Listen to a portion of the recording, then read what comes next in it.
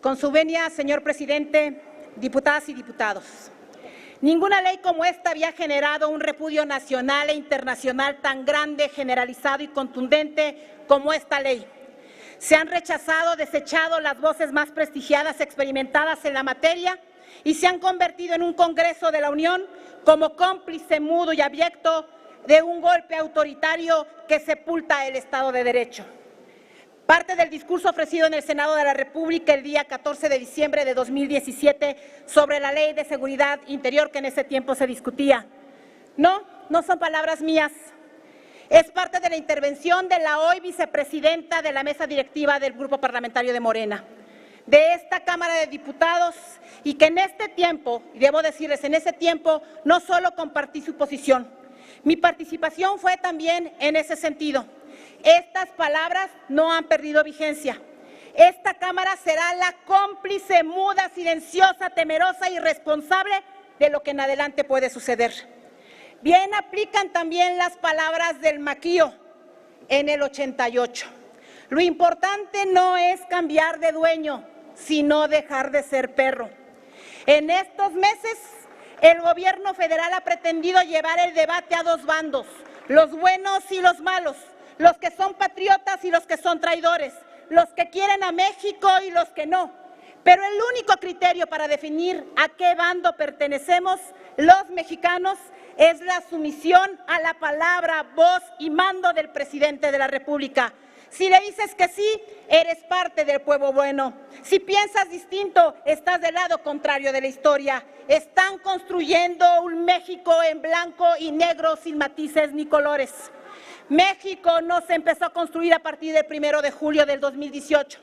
Es irracional que algunos lleguen a insinuar siquiera que no anhelamos la paz en México.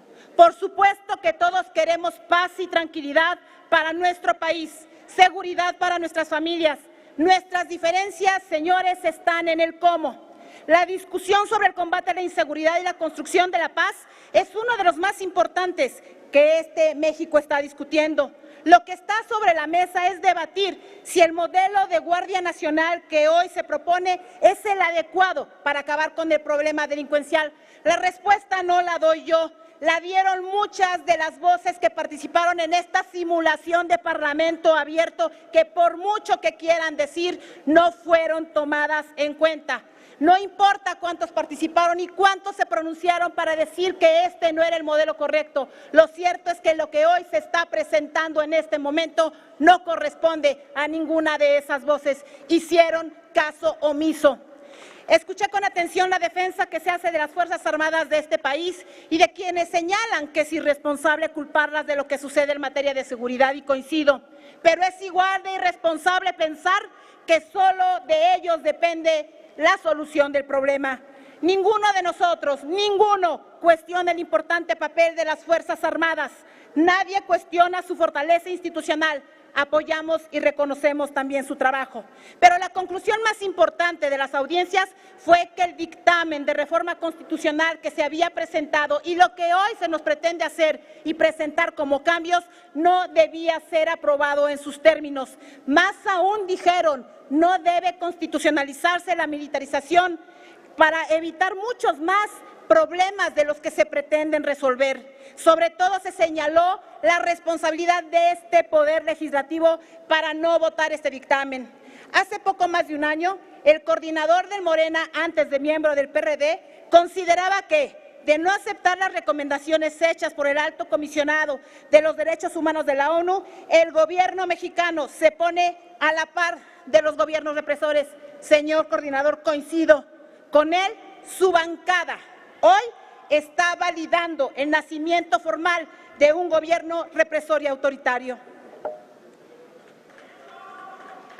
Ante el cuestionamiento del por qué los que ayer recriminaban que se había tomado decisiones para enfrentar al crimen organizado sin información suficiente y que hoy avalan un dictamen que no se reconoce como tal, no debe ser aprobado, mi única respuesta es que ustedes como bancada perdieron toda voluntad.